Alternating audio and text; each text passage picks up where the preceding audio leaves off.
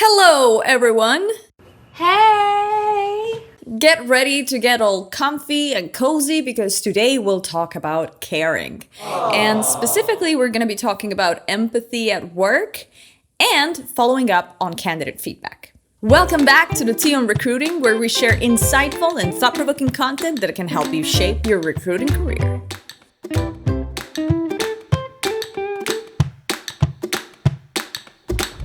And here's today's first piece of content. You've started collecting feedback from your candidates but don't follow up? Well, in Shania Twain's words, that don't impress me much. So you...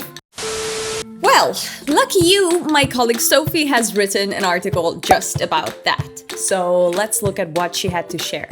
So closing the feedback loop once you've opened it is going to let you do a bunch of different things. So first off, it's going to improve your positive candidate experience and turn around your negative candidate experience. It's going to prevent disgruntled candidates from sharing their thoughts both on and offline. My emotions!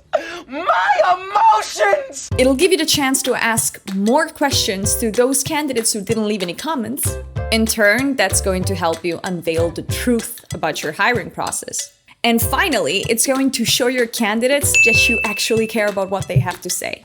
So what you should do is you should put in place a process both for happy and unhappy candidates. So you should follow up with your detractors to resolve issues. Depending on the severity of their feedback, you should do so via a phone call, an email, or if you're a Start user, you can send them a message via our platform. And here's a pro tip. You should start a pool to keep track of your candidates who are promoters because they might not have gotten a job this time around, but that doesn't mean that they're not going to be interested for your future openings. Are you ready for our second piece of content? Ever heard of Allbirds, the environmentally conscious, comfy as heaven shoes? Because their chief people officer had an interview with HR Dive. So what did Lila Taraf have to share? So for starters, empathy, compassion, and collaboration are now required leadership traits.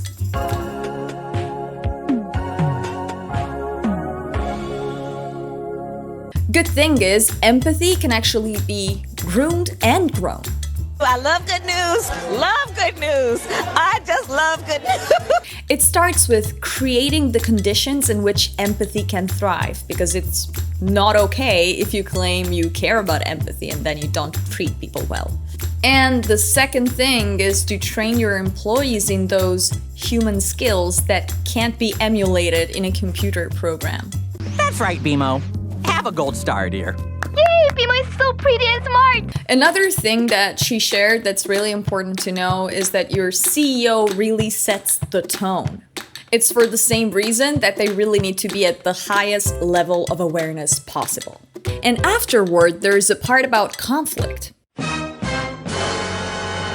So afterward, in the interview, the Chief People Officer of Allbirds, Lila Taraf, talks about healthy conflict. Because when it comes to conflict, people usually either lean into it too hard or they pull back. So, since the people at Allbirds really like each other, this can make it difficult sometimes to be as direct as needed. And they figured out a way to work around that. And that's how they came up with their working agreements. So the first of them is to always presume positive intent.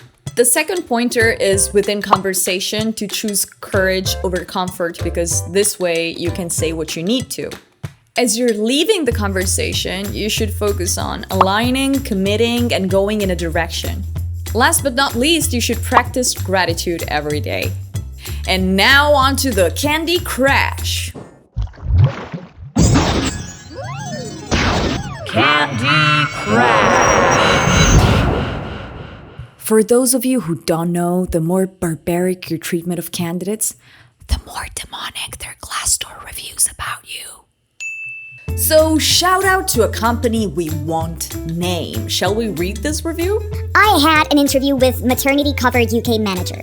After hearing only a few questions about my past experience, I was told by the interviewer that, anyway, you're pretty, so you're fine.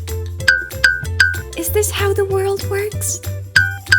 So trust me, I triple-checked the date in which this review was written, and shockingly, it was from 2017 instead of 1957. So I really need some explanations now.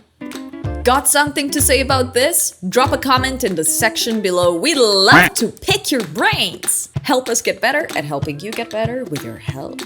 You can get access to these episodes 48 hours before anyone else and more amazing content by subscribing to our newsletter. You're going to find it linked below or at start.com/newsletter. As we always say, we love it when you share your ideas about themes that we should touch upon or dive deeper into. So if you have any of those, please reach out to me on LinkedIn under my name, Elena Galli, or send me an email at elena@start.com. Thank you for watching the Tea on Recruiting. Take care and see you soon.